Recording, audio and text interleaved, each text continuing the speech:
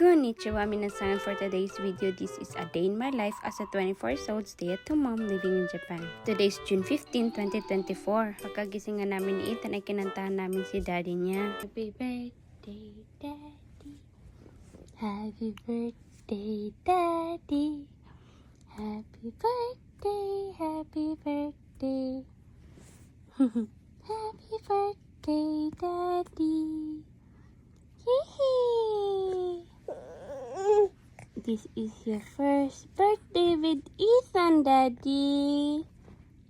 Yee! Birthday ni daddy. Happy daddy. Yeah. Happy daddy, hug. Hug. Fast forward, paalis nga kami ngayon papuntang Nagoya. May event nga rin ngayon sa Nagoya at nandun nga rin yung mama ni Dia at yung kapatid niya. Bumili na nga rin ako ng maliit na electric fan para kay Ethan. Sobrang init na nga rin din kasi ngayon. Madalas nga ay sa sasakyan na nga rin ako nag-aayos. Kasama nga pala namin ngayon sila ate Janine at si ate ko. Mga walang tulong nga rin yung mga yan kasi galing pa sila sa trabaho. Nag-off day nga lang din yan si Dia kagabi kasi nga siya pa ang magdadrive ngayon. Sobrang dami na nga rin tao pagkadating namin sa Sakai Park. Tanghali na nga rin kasi kami umalis ng bahay. Ang pinakagusto nga namin pag may ganitong event ay may maraming nagbebentang pagkain. At dahil nga Filipino fiesta nga to, halos nga ng mga binibenta dito ay mga Filipino food. Bago nga kami kumain ay nakipagkita muna kami kay mama. Ito nga't nakikita na nga namin siya sa malayo at sinusundan na nga rin siya ni Dear. Dahil hindi nga siya narinig ni Dear ay nagpatintero pa nga sila dun sa harap. Nagpang-abot na nga rin sila sa dulo at sumunod na nga rin ako. Tuwang-tuwa nga rin si Ethan na makita niya yung lola niya.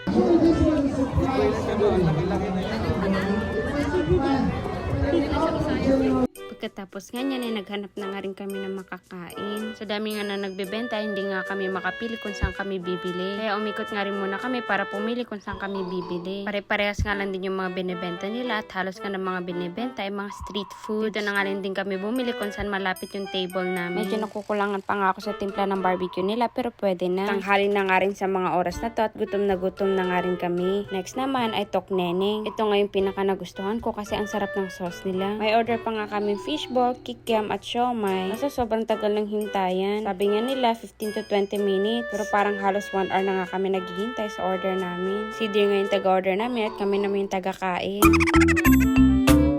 Habang kumakain nga kami, may nakita nga kaming vlogger na dumaan sa harap namin. Actually, marami talagang vlogger na nagpuntahan dito kasi yung iba hindi ko naman kilala. Ito nga lang din siya yung namukha namin, si JP in Japan. Nakikipagkulitan pa nga siya kay Ethan. Sobrang nakitan pa nga siya kay baby at binidyohan niya pa nga. Sunod nga pala namin in order ay mango halo-halo. Mango ice cream nga lang din yung masarap nito at puro sugar na nga yung natitikman ko. Sana pala ube halo-halo na lang yung in order ko. Kara ng isang oras ay dumating na nga rin yung order namin fishball, kikiam at siomai. Pagkatapos nga namin kumain ay lumapit naman kami doon sa stage. Habang naglalakad nga kami, may nakita kaming balloon. Kaso sobrang mahal kaya hindi na kami bumili. Paglapit nga namin sa may stage, akala namin tapos na intermission ng Ishikawa Ken. Sa mga oras na yan, ang Smiles staff nga yung mga nagpo-perform. Sa Smiles Mobile Remittance, bukod sa siya ang pinakamataas ng rate ng yen to peso, siya rin yung pinakamababang fee. Yan pala yung ginagamit namin na app pag nagpapadala kami ng pera sa Pilipinas. Sobrang dali nga lang din gamitin ng app nila. Pag may mali naman sa pinapadala mo, mag-message lang kayo sa kanila at mabilis nga lang din yan sila mag-reply. Pagkatapos nga nila mag-perform ay sumunod na nga sila mama.